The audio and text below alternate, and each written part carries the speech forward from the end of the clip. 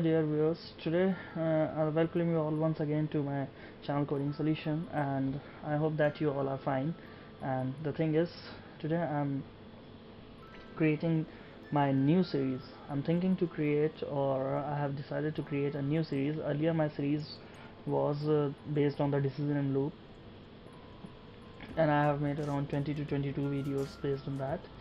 And today I have decided to make it like the new series for my channel. And the thing is, the new series would be I would be creating the pyramids and the pattern.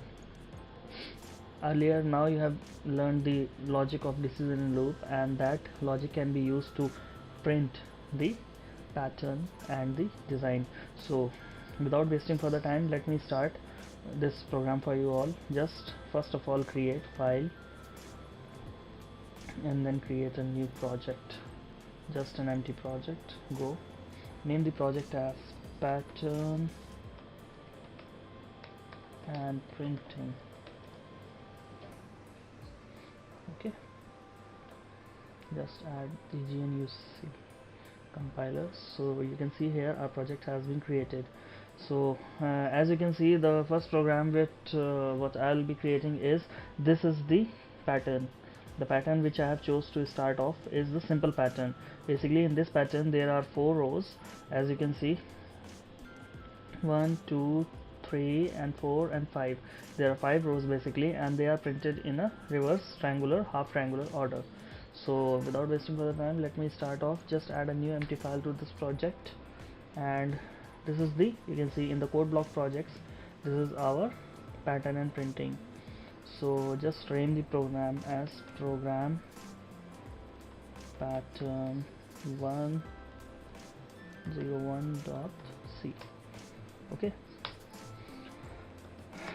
C program to print a pattern. Okay, just add the author of this as Pawan Singh. So let me try to create this pattern here for you all. 1 2 3 4 5, and again this is 1 2 3 4, and this is, or there is also one thing I can show you all. Just add star, and then just add the second file from here.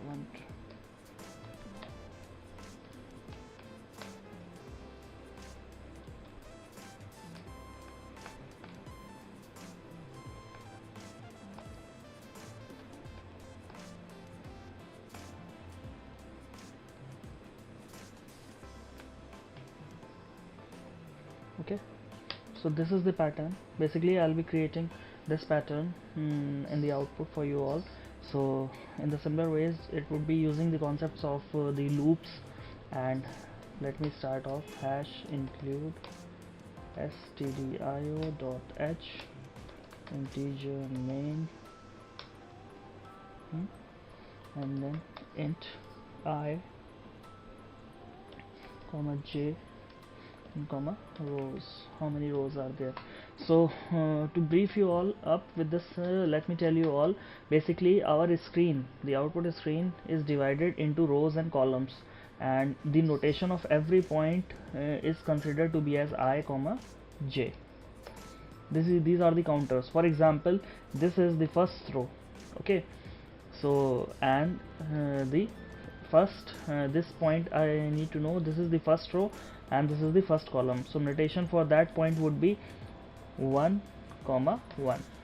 Suppose I write a notation for 1 comma 8, that would be signifying as the first row and the 8th column. So row is this and the column is this.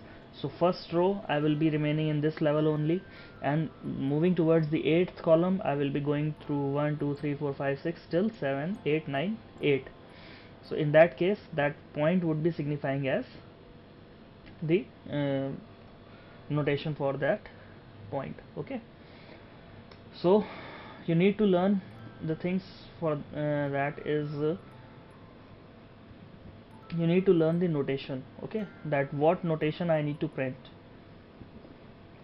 That would be coming off print f, enter the number of rows. Okay, I will be asking the user to enter the number of rows, and based on that rows, scanf percentile d comma ampersand rows. I have taken the rows from the user. Now the for loop for I equals to rows, I will be defining the rows, and I is greater than equal to 1. Okay, minus I will be decrementing the value of I. Now again add a for loop for j equal to 1. What we are doing is we are just decrementing it. Suppose there the user enters the value as 8, so in that case what you will be doing is you will be taking the values from 8 rows. Total 8 rows will be printed here. 1 2 3 4 5 6 7 8, total 8 rows will be printed. And what we are doing is we are taking the incrementing. In the first row all the prints are done up till the number 7. Okay, and in the last row what we will be doing is j less than or equal to I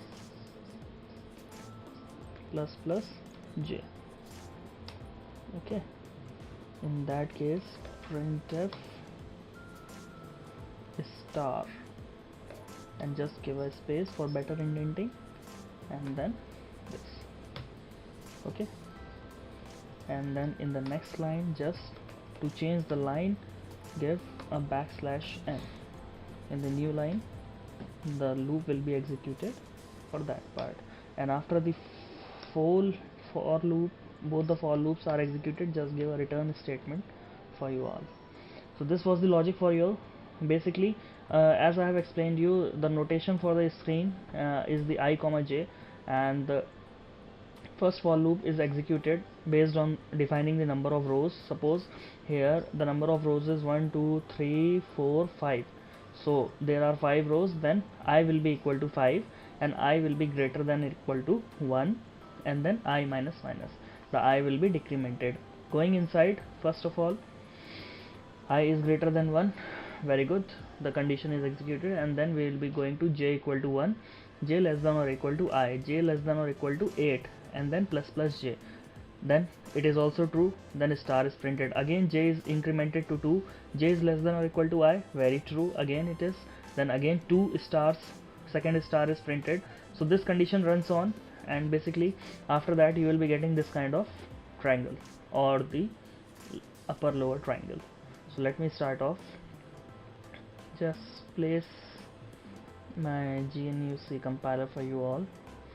Enter the number of rows. Simply I will be entering 5. You see what a nice program it has given. 1 2 3 4 5. See, already it has printed the following. Let me try to run this again for a bigger values. For example, if I enter as 10, you see it has been printed already. So let me try to go a bit more to find the range of this or the maximum value that it can go. Suppose I write 100. Oh my god, very nice. You see already it has taken the time, but you see the program has printed it. So it was like really nice, and my resolution of the screen is quite long, so that's why I was able to print this. So that was all for this program. Basically you need to understand this logic, that why we are going through this. The best way to go through these kind of logics is just to simply place the values. Suppose if the user enters the value as 4, then I will be equal to 4, and 4 is greater than or equal to 1, true, then I minus I, then I value becomes 3, and then we move inside. Then j will be equal to 1, j less than or equal to I. What is the value of I? It was 4 when it has entered. Okay, now plus plus j, the value of j becomes 2. then 2 is also less than or equal to 4, it becomes 3, then 3 is also less than 4, it becomes 4. So this was the way, this was the logic for you all. To print the next line, we will be using at every iteration of the bigger loop, the first loop, we will be adding a backslash n to start off with a new line. So when the I is getting 7, a backslash n is printed. So this was the way, and I hope that this program might be able to clear your logic, and you can just add whatever way you want. So this was all for this program, and I request you to all go through my earlier series for the programming. Many of links you might be able to get in the videos itself, and you can go through the channel. Please make sure to subscribe, and in case this program helps you out, then just give a like to me, and that would be really kind gesture of my dear viewers, and I'm really happy, and I'm really obliged to you all, and thank you. Bye bye, have a nice day.